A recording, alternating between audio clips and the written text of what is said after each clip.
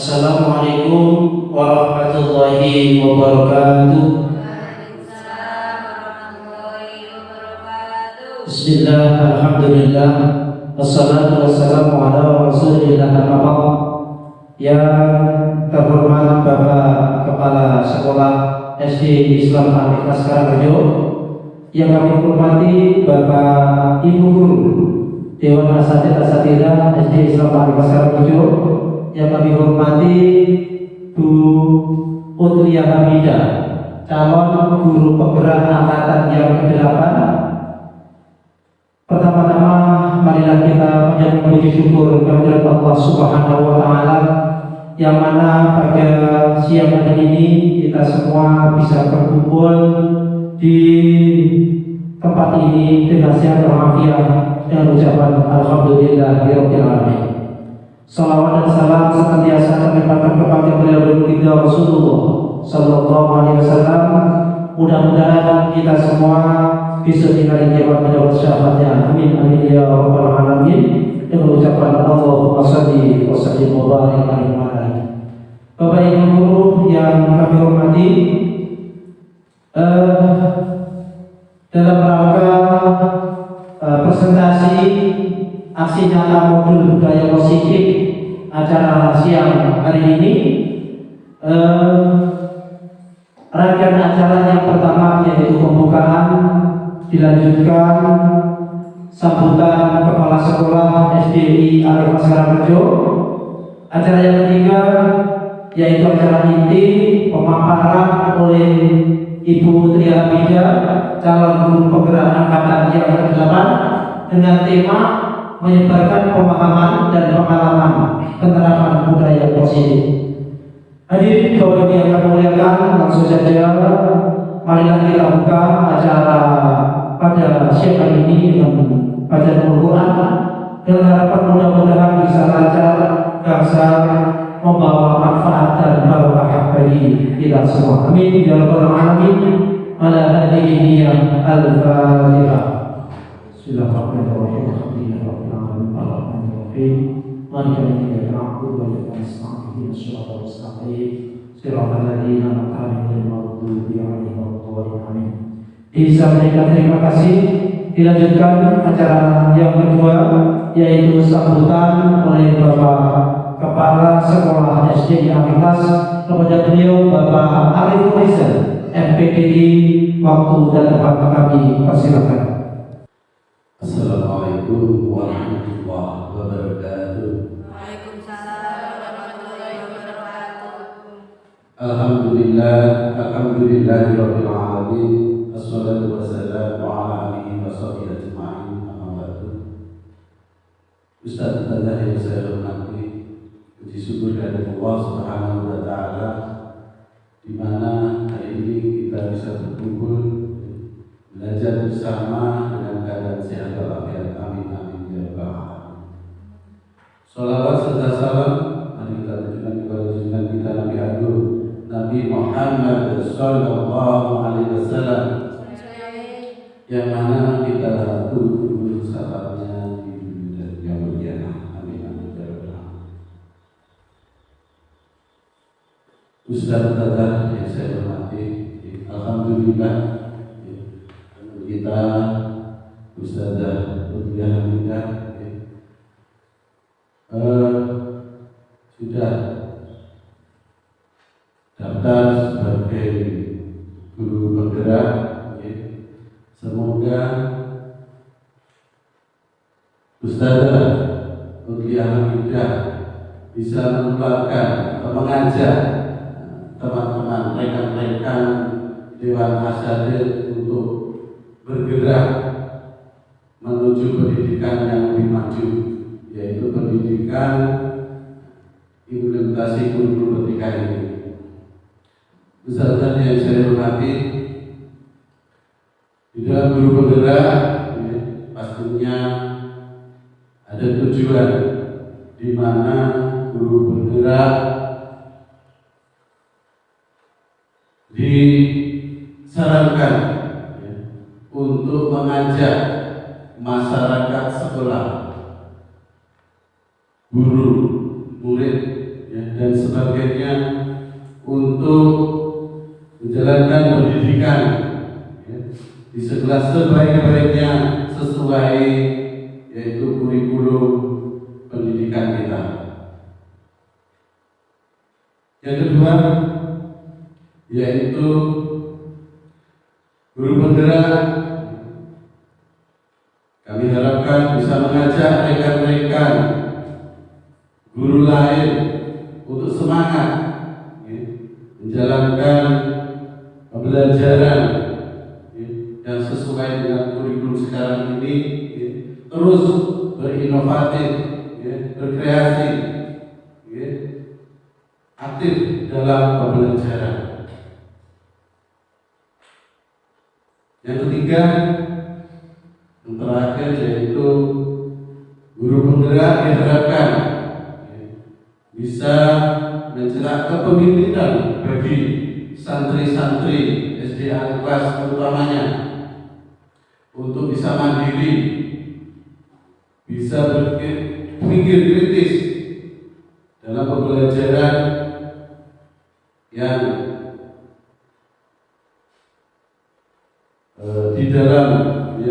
di dalam pendidikan ini anak-anak ya, diajak untuk banyak berpikir mandiri ya, menciptakan inovasi-inovasi baru ya. Semoga Ustazah Uthiyah Hamidah ya, selalu mendampingi anak-anak dan warga sekolah untuk pendidikan yang lebih maju. Terima kasih. Mungkin yang bisa saya sampaikan. Bila kita berhidayah. Wassalamualaikum warahmatullahi wabarakatuh. Waalaikumsalam warahmatullahi wabarakatuh. Assalamualaikum warahmatullahi wabarakatuh. Waalaikumsalam warahmatullahi wabarakatuh. Selamat pagi Bapak Ibu guru hebat dari SD Al-Ikhlas Karangrejo. Selamat pagi, Bu. Terima kasih. Alhamdulillahirrahmanirrahim. Wassalatu wassalamu ala asyrofil anbiya'i wal mursalin wa ala alihi wa sahbihi ajma'in, amma ba'du. Kepada yang terhormat Bapak Kepala Sekolah SD Al-Ikhlas dan seluruh Dewan Asatidz dari SDI Al-Ikhlas Karangrejo, terima kasih atas waktu yang diberikan dan atas apresiasi dari Bapak Ibu semua. Hari ini saya akan menyampaikan pembahasan aksi nyata dari modul 1T4 budaya positif dengan tema menyebarkan pemahaman dan pengalaman penerapan budaya positif di sekolah. Beliau adalah Bapak Pendidikan di Indonesia, Ki Hajar Dewantoro, dengan semboyan yang sudah sering kita dengarkan dan kita imani. Ing ngarsa suntulodo, ing madya mangunkarsa, tuturi handayani. Dengan harapan kita sebagai guru, kita bisa menemani, menuntun murid-murid kita, memberikan teladan yang baik dan memberikan arahan untuk mempersiapkan mereka di zaman yang akan datang.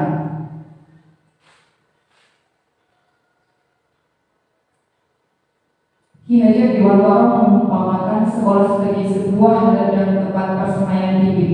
Agar bibit bisa berkembang secara maksimal, maka petani dapat memperbaiki kondisi tanah, memelihara bibit tanaman, memberi pupuk dan air, membasmi ulat-ulat atau jamur-jamur yang mengganggu hidup bibit tanaman, dan lain sebagainya.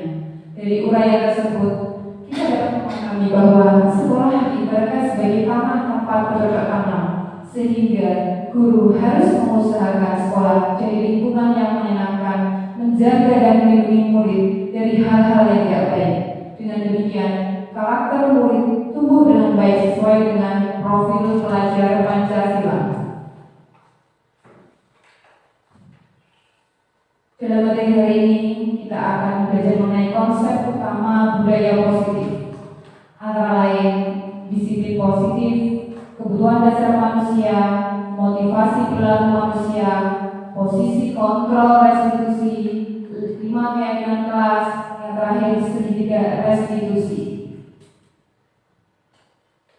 Untuk sampai ke materi tadi, kita mengingat kembali bahwasanya apa sih profil pelajar Pancasila, yaitu kita mencegah para murid atau peserta didik yang beriman, bertakwa kepada Tuhan Yang Maha Esa dan berakhlak mulia, berkebinekaan global, bergotong royong, kreatif, bernalar, kritis, dan memiliki sikap mandiri. Disiplin positif ini adalah salah satu hal nilai kebajikan yang harus kita tanamkan kepada murid-murid kita. Murid yang memiliki disiplin positif akan memiliki motivasi internal yang tinggi dalam menguasai diri untuk melakukan tindakan yang sesuai dengan nilai-nilai kebajikan universal. Nah, kita sebagai pendidik, tugasnya adalah membimbing siswa untuk memiliki disiplin diri yang berasal dari dirinya sendiri. Siswa dalam melakukan disiplin positif tidak terlepas dari motivasi yang ingin dicapai oleh siswa itu sendiri. Jadi mereka akan menjalankan disiplin itu dengan penuh kesadaran, tidak ada paksaan, sehingga kita sebagai guru itu akan lebih mudah mengarahkan mereka, menjalankan kebajikan-kebajikan yang harus mereka pahami dan laksanakan untuk bekal mereka menjadi bagian dari masyarakat sosial yang lebih luas. Karena sekolah adalah belajar bersosialisasi, belajar bekerja sama dengan banyak orang. Kalau anak-anak belajar dengan keluarga, itu hanya bertemu dengan ayah, ibu, saudara, kakek, nenek. Tapi ketika di sekolah, mereka akan bertemu dengan teman-teman yang berasal dari latar belakang yang bermacam-macam. Dan ini adalah kesempatan pertama mereka belajar untuk mereka menjadi manusia yang seutuhnya. Kalau pada nantinya mereka akan keluar dari sekolah itu menjadi makhluk sosial yang membutuhkan bantuan orang lain, dan mereka akan bersosialisasi dengan orang banyak di lingkup masyarakat. Yang kedua, 5 kebutuhan dasar manusia, yaitu survival, love and belonging, freedom, fun, and power. Apa itu survival? Kebutuhan untuk bertahan hidup. Jadi anak-anak ketika ada di sekolah, ketika kemudian ada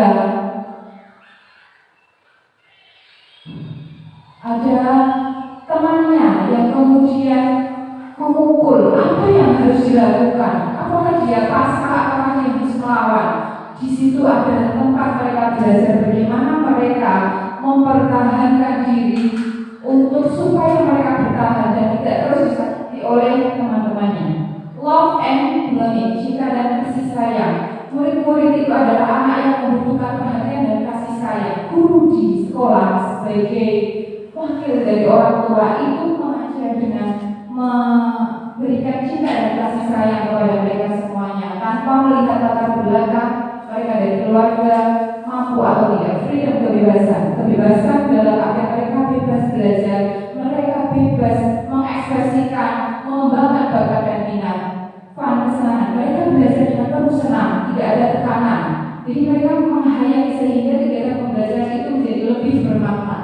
Power, kekuasaan. Bagaimana mereka ketika mendapatkan proyek yang harus mereka jalankan, mereka berkuasa penuh untuk menyelesaikan proyek ini. Apakah diselesaikan ataukah tidak? Nah, di sini adalah kekuasaan itu berlaku buat mereka, dan bagaimana mereka ketika membuat pekerjaan selesai, mereka bisa melindungi pekerjaan yang tidak dirusak oleh orang lain. Itu adalah juga kekuasaan. Mereka mengontrol penuh terhadap apa yang mereka kerjakan dan hasil pekerjaan mereka. Yang ketiga, motivasi perilaku manusia.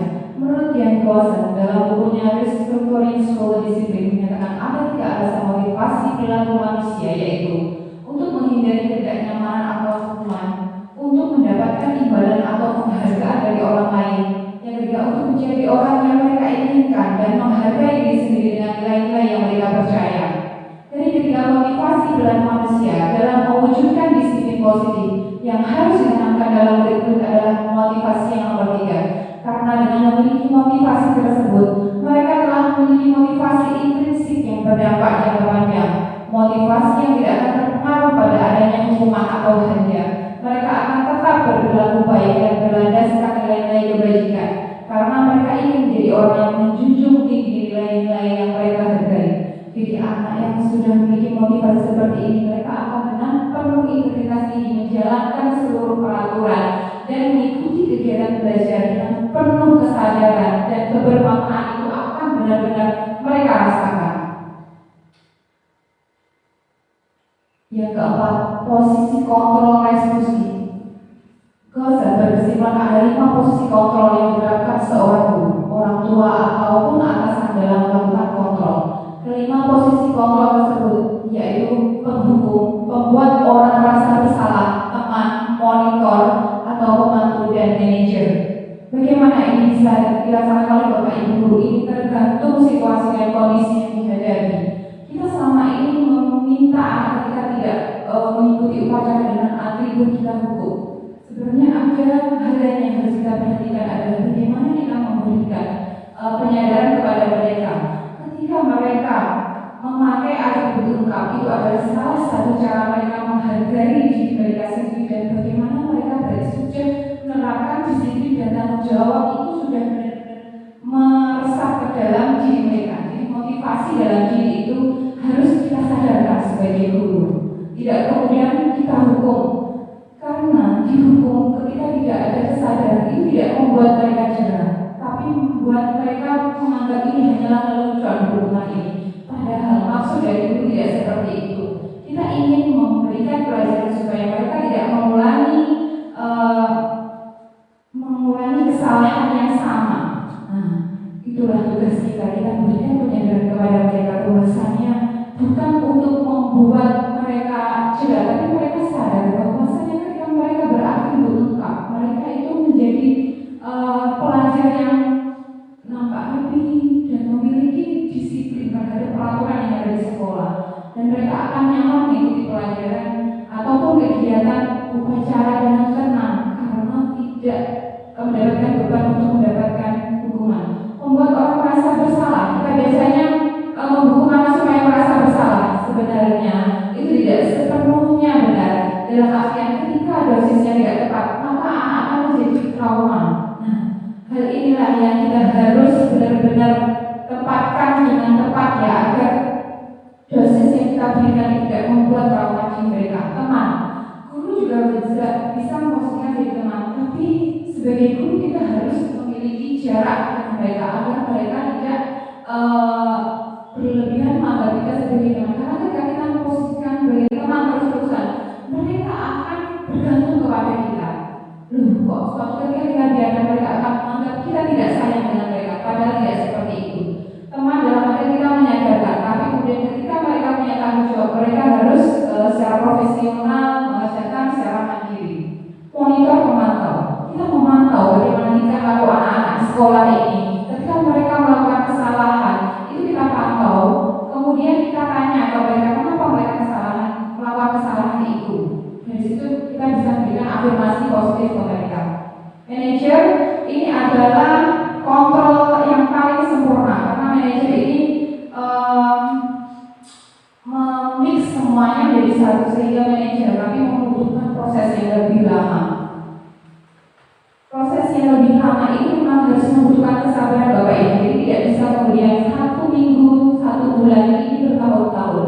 Tapi jika kita konsisten memberikan pantauan kepada anak-anak, memberikan kontrol yang pas, maka akan menjadi habit yang baik buat sekolahan. Keyakinan kelas. Nah, ini setiap kegiatan atau perilaku yang kita lakukan di dalam kelas dapat menentukan terciptanya sebuah lingkungan positif. Perilaku warga kelas tersebut menjadi sebuah kebiasaan yang akhirnya membentuk sebuah budaya positif. Dalam mewujudkan perilaku warga sekolah yang memiliki budaya positif, yang perlu diciptakan dan disepakati adalah membuat keyakinan-keyakinan atau prinsip-prinsip dasar bersama di antara para warga kelas untuk mendapatkan nilai-nilai kebajikan yang disepakati bersama. Ini bisa dilakukan oleh Bapak Ibu ketika kegiatan pembelajaran. Kita akan menghadapi tahun ajaran baru. Ini bisa kita sepakati bersama dengan murid-murid dengan memberikan kertas, kemudian kita tanya, kita ini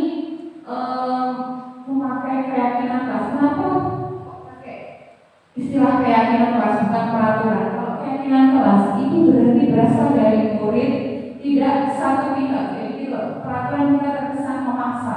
Kalau keyakinan itu ada kesadaran dari murid kita. Dari banyak keyakinan itu nanti akan kita rangkum, lalu kita rangkum ditulis di selembar kertas, kita tempel di depan kelas. Itu akan menjadi keyakinan kelas. Kalau dulu kita istilahkan adalah peraturan kelas. Tujuannya apa? Jadi supaya kelas itu kondusif dan anak menjalankan itu dengan penuh kesadaran dan penuh rasa tanggung jawab. Mengapa keyakinan kelas? Mengapa tidak peraturan kelas saja? Jawabannya adalah suatu keyakinan akan lebih memotivasi seseorang dari dalam atau memotivasi secara intrinsik. Seseorang akan lebih tergerak dan bersemangat untuk menjalankan keyakinannya daripada hanya sekedar mengikuti serangkaian peraturan yang mengatur mereka harus berlaku begini atau begitu, yang membuat ketidaknyamanan dan keterpaksaan. Ini untuk murid juga bisa berlaku di dalam lingkup yang lebih besar adalah ketika jadi guru. Kita harus bisa menjadi guru yang memiliki keyakinan terhadap diri kita ketika kita melakukan hal-hal yang positif. Segitiga restitusi. Restitusi juga adalah proses kolaboratif yang mengajarkan murid untuk mencari solusi untuk masalah dan membantu murid berpikir tentang orang seperti apa yang mereka inginkan dan bagaimana mereka harus memperlakukan orang lain. Menurut Jackson Lawson tahun 1996, restitusi membuat murid menjadi lebih memiliki tujuan, disiplin positif dan memulihkan dirinya setelah berbuat salah. Penekanannya bukanlah pada bagaimana berperilaku untuk menyenangkan orang lain atau menghindari ketidaknyamanan, namun tujuannya adalah menjadi orang yang menghargai nilai-nilai kebajikan yang mereka percayai. Sebelumnya kita telah belajar tentang teori kontrol bahwa dasarnya kita memiliki motivasi intrinsik. Jadi ketika mereka melakukan kesalahan, kita tanya, kemudian kita menarik penjelasan dari mereka, kenapa mereka melakukan kesalahan itu, tidak langsung kemudian menghakimi. Itulah restitusi. Kita mengidentifikasi, nah ini ada menanyakan keyakinan. Pertama adalah menstabilkan identitas. Jadi mereka sadar dengan apa yang sudah mereka lakukan itu kesalahan atau bukan, itu namanya menstabilkan identitas. Lanjut, validasi tindakan yang salah. Jadi memastikan tindakan yang salah itu tadi apa. Jadi kita di situ benar-benar mengidentifikasi anak mereka sadar nggak kalau itu tuh menurut mereka juga salah. Yang terakhir adalah menanyakan keyakinan. Nah, di poin terakhir ini kita menggali kepada murid dengan setelah kejadian itu apa yang perbaikan apa akan mereka lakukan. Ini adalah tahap terakhir. Kemudian kita beri penguatan dan motivasi kepada murid. Ciri-ciri restitusi. Restitusi bukan untuk menebus kesalahan, namun untuk belajar dari kesalahan. Restitusi memperbaiki hubungan. Restitusi adalah tawaran, bukan paksaan. Restitusi menuntut untuk melihat ke dalam diri. Jadi restitusi mencari kebutuhan dasar yang mendasari tindakan. Cara yang paling baik, restitusi itu menguatkan dan fokus pada karakter, bukan tindakan, karena tujuannya adalah perbaikan. Nah, ini bentuk program kebajikan. Jadi ketika anak melakukan kesalahan, kita bisa menggunakan segitiga restitusi. Tapi ketika kemudian anak melakukan kebajikan, apa yang bisa kita lakukan sebagai pendidik? Nah, memberi pengakuan secara khusus. Jadi jempol Bapak Ibu ini memberikan efek yang luar biasa kalau diberikan kepada murid kita. Misalnya murid rajin, tiket itu tepat waktu, kelas bel masuk, kelas sudah bersih. Itu tugas tiketnya itu kita akan jempol. Pinter. Jempolnya Bapak Ibu ini sudah memberikan apresiasi luar biasa buat mereka.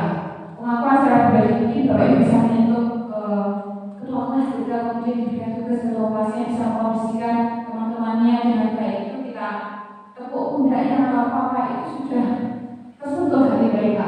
Ketika hati mereka tersentuh, anak itu lebih mudah belajar dengan kita. Beri pengakuan kepada semua murid bergantian. Ini kita mengapresiasi di kelas, kita berikan dosennya ketika kemudian pembelajaran mereka aktif, kita berikan tepuk tangan buat semuanya. Itu adalah salah satu bentuk pengakuan. Beri pengakuan secara konsisten, ini harus konsisten. Tidak cuma di awal atau semester 2 ini tetap dilakukan. Karena kalau kita konsisten, maka semangatnya anak-anak juga akan lebih konsisten lagi. Fokus pada proses. Jadi kegiatan pembelajaran ini bagaimana anak-anak supaya aktif.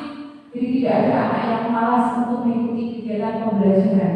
Jadi selain bagaimana memperbaiki kesalahan, kita juga harus mengapresiasi anak-anak yang sudah berperilaku positif. Nah, contoh pengakuan apresiasi kebajikan. Kalimatnya bisa seperti ini, Bapak Ibu. Jika Bapak Ibu bagaimana ya saya berikan apresiasi kepada murid-murid saya? Nah, ini kemarin saya perhatikan. Nah, itu kalau pribadi bisa didekati di lekuk pundaknya. Itu nanti anak-anak akan memperhatikan.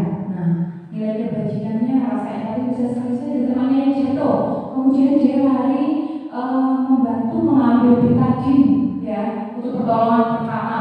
Atau kemudian ada temannya ketika upacara kemudian ada yang sakit, nah itu segera merangkul dan menuntut ke UKS. Nah itu kita berikan, waduh nak rasa empatimu besar sekali. Yang sakit temannya, dia yang bingung bobok temannya, itu kan empati ya, bukan cuma simpati. Kalau simpati itu waduh aku kasihan, itu simpati. Tapi ketika empati itu dia sudah ikut menggerakkan seluruh anggota tubuhnya untuk seakan-akan dia juga ikutan sakit gitu. Dia ada kepedulian di situ. Nah, saya menghargai kalimat yang kedua. Saya menghargai misalnya ada temannya yang simpati itu kasihan loh bu itu tidak bawa bekal gitu. Nah, itu kemudian dia berbagi makanan yang dia bawa kepada temannya, di situ ada kepedulian. Terima kasih untuk ketika kita tahu murid kita diberikan tanggung jawab, mereka bisa menjalankan tanggung jawab dengan baik. Kita apresiasi dengan ucapan terima kasih. Perlu sekali karena terima kasih itu tidak ternilai harganya. Anak akan merasakan bahwasanya bapak ibu gurunya itu berarti memperhatikan. Nah, ketika kita memperhatikan anak dengan sesungguhnya, maka hati kita itu sudah connect dengan mereka. Itu rasa di sekolah itu mereka akan merasakan kenyamanan karena menganggap bapak ibu adalah orang tua mereka seperti mereka berada di rumah.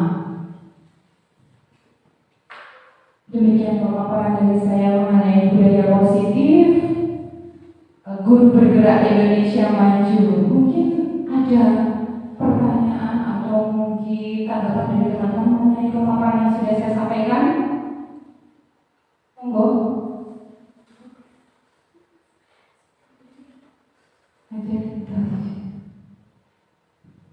Kalau tidak ada, monggo berhenti. Tadi perbedaan apa? Restitusi sama apa tadi? Ya, terima kasih atas waktu yang diberikan. Perbedaan antara restitusi dengan hukuman, mohon penjelasannya. Terima kasih. Terima kasih kepada Bu Dalili atas pertanyaannya. Apa perbedaan hukuman dengan restitusi ya? Ya Bu. Terima kasih. Jadi memang restitusi ini implementasi kurikulum mereka adalah sesuatu hal yang baru. Kenapa baru? Karena itu adalah hasil dari penelitian bahwasanya ketika seorang guru memberikan hukuman, ternyata tidak memberikan feedback yang positif ke anak itu. Mereka cuma dihukum saja, tapi untuk sampai kepada kesadaran untuk mereka kenapa tidak boleh melakukan itu belum ada. Akhirnya adalah konsep restitusi. Restitusi itu bedanya ketika kita tahu ada anak yang bersalah, kita tanya dulu kenapa si anak itu melakukan kesalahan. Jadi kalau dulu hukuman itu, wah kalau tidak pakai bacaan misalnya tidak pakai sepatu hitam, kita langsung hukum. Kita tidak tanya kenapa dia tidak pakai sepatu hitam. Atau ternyata mungkin kemarin pulang sekolah sepatunya kehujanan, atau karena kemarin minggu waktu dijemur karena dia ada acara keluarga, tidak ada yang makan jemuran sepatu basah. Kita tidak ada bertanya kenapa dia tidak pakai sepatu hitam. Kalau restitusi itu ada menelisik lebih jauh kenapa tidak pakai sepatu hitam. Oh, kamu tahu tidak kalau upacara itu pakai sepatunya apa ya sayang? Kita tidak menyebutkan kalau upacara itu sepatu hitam, tidak. Kita tanya ke anak itu, kalau upacara itu pakai sepatunya apa ya nak? Dia akan menjawab hitam. Oh, hitam ya nak. Kalau hari ini bagaimana nak? Saya tidak Bu, karena status saya basah. Kemarin saya sempur, tidak ada yang angkat saya pas ke rumah nenek saya misalnya. Oh gitu. Kalau gitu nanti kalau upacara bagaimana? Saya akan pakai sepatu hitam Bu, saya tidak akan mengulangi lagi. Nah, di situ sudah nyampe sudah dilaksanakan semua. Ada boleh. Kawan, terima kasih. Ada pertanyaan lain? Oh, ini Kak. Kepala sekolah.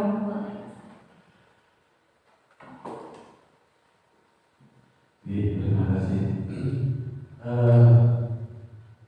Dengan mengenal guru benar selama ini yang sudah terjenengan, seberapa besar pembangunan peradaban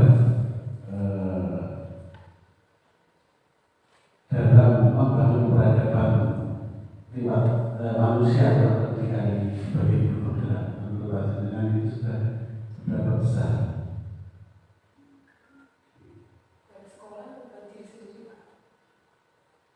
Hubungan manusia di pembangunan peradaban, membangun peradaban pendidikan lewat pendidikan sebagai guru bergerak itu sebagai berapa besar menurut Anda? Terima kasih Bapak Arif Rizal atas pertanyaannya.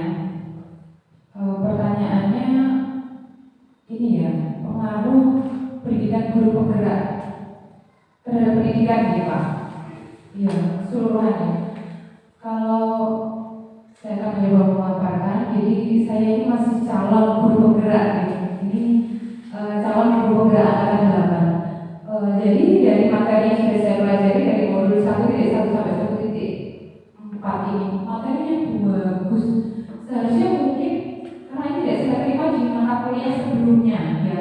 Harusnya kayak konsep-konsep diajar di luar kalau yang beliau punya konsep bagus itu harusnya saya tahunya sebelum saya jadi guru. Saya tahunya malah ketika mengikuti guru penggerak. Saya sudah ngajar sudah lama, harusnya dulu sebelum saya ngajar itu saya paham itu biar saya kegiatan pembelajarannya bisa mendalam. Ya, ternyata ya saya dapatnya sekarang ini ada banyak hal konsep dari Ki Hajar Dewantara yang dihasilkan di program pendidikan guru penggerak ini mengenai kodrat alam, kodrat zaman, bagaimana kita tuh harus mengerti anak didik itu bagus pendidikannya. Maka Bapak Ibu mau ikut seleksi guru calon guru penggerak. Insya Allah dibuka di bulan Agustus tanggal 17 atau tanggal berapa nih? Itu ada angkatan 11 silakan ikut seleksinya. Cuma cerita-cerita aja, tidak apa-apa. Itu kiranya ya dikerjakan bahwa nanti banyak ilmu yang kita dapat dan kita akan bertemu dengan guru-guru hebat dari banyak kecamatan dan ada dari kabupaten sebelah juga. Itu kita ada Zoom meet dan lain-lain. Makanya guru seperti ini restitusi ini diharapkan nanti ketika kemudian dijelaskan kepada calon guru penggerak nanti ditularkan kepada guru yang lain sehingga anak-anak itu ketika di sekolah mereka nyaman dan ketika mereka salah itu tidak kemudian guru itu tidak dianggap kejam gitu loh. Tapi kita berikan penyadaran. Ya memang perlu kesabaran dan proses, tidak apa-apa. Jadi supaya kita memberikan memori anak di sekolah SD itu mereka senang gitu. Tidak seperti saya dulu kalau tidak berkalian itu bapak guru saya itu mukul saya pakai pembaris. Jadi punggungnya disiapkan, saya digeblek sampai saya masih ingat loh. Saya masih ingat. Tapi saya itu tuh sakit ya. Punggung saya sakit, hati saya sudah sakit. Bagaimana saya sudah hafalan tapi kok belum hafal-hafal. Suruh perkalian 4, saya kelas 3 suruh hafal perkalian 4. 3 kemarin hafal. 4 itu kemarin juga kasih tugas, hari ini tuh masih apa separuh saya digeblek. Harapannya tidak seperti itu Bapak Ibu. Banyak sekali ilmu positif yang ada di guru penggerak. Ke konsep-konsep Ki Hajar Dewantara yang bagus sekali bagaimana kita menjadi guru itu harus punya semangat untuk selalu berbuat baik, semangat untuk berbuat disiplin. Meskipun kita manusia yang ada lalainya, ada lupanya, tapi kita punya niatan yang baik. Tidak peduli kemudian ketika lingkungan kita tidak mendukung, yang penting kita berbuat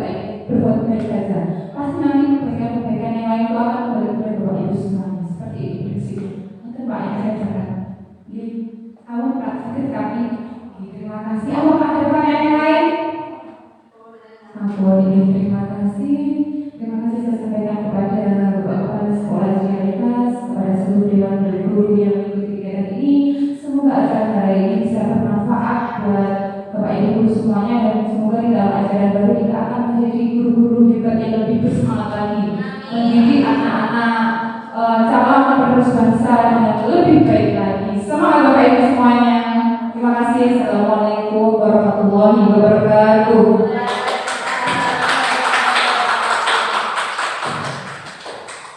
Hadirin Bapak Ibu yang kami hormati, alhamdulillahirabbil alamin. Demikian tadi pemaparan modul 1.4 oleh Bu Utria Hamidah telah usai, dan mudah-mudahan kita semua bisa mendapatkan ilmu yang bermanfaat. Amin amin ya rabbal alamin. Dari kami selaku pembawa acara, apabila ada kurang lebihnya saya mohon maaf yang sebesar-besarnya. Saya akhiri billahi taufiq wal hidayah. Assalamualaikum warahmatullahi wabarakatuh.